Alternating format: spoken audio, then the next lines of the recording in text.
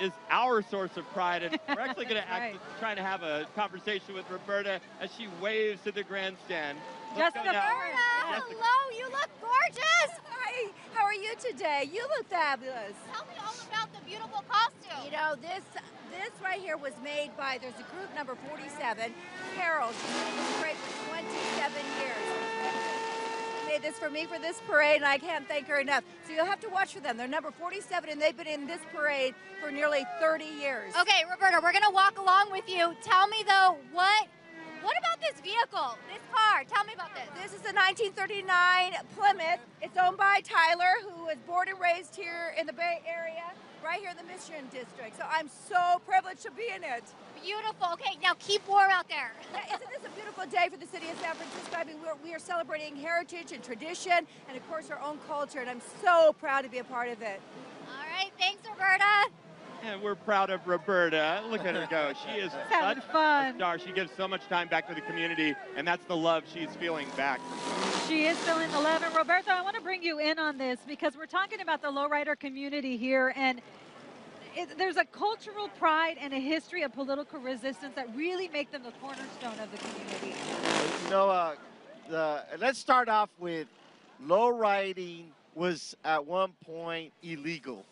Outlawed. And outlawed. In fact, I remember here in San Francisco on Mission Street, they would close the street to get the low riders, all of us, off of Mission Street, because they have a lot of the cars are modified.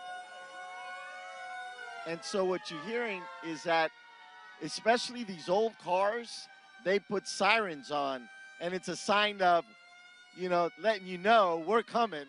We got our own sirens. It's like the grito, right? Yeah. Like the But grito. they specifically outlawed the modification of the cars that would make them low. That was against the law. It was against California law.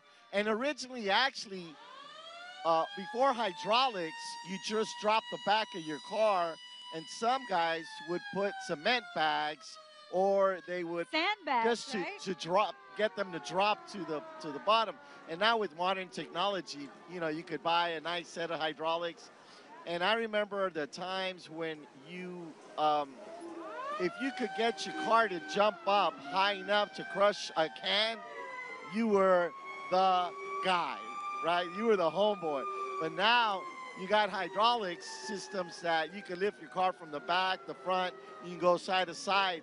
And now we have hopping contests every year that takes place. It's called King of the Streets, and it's held at Fort Mason. And it's just an incredible event to go see all the competitions of all the lowriders that compete, you know, in different categories. And this really is a lifestyle because it takes so much time and care that you have to put into these cars and a lot of money. Yeah, so it's in the lowrider community, it's called time, love, and money.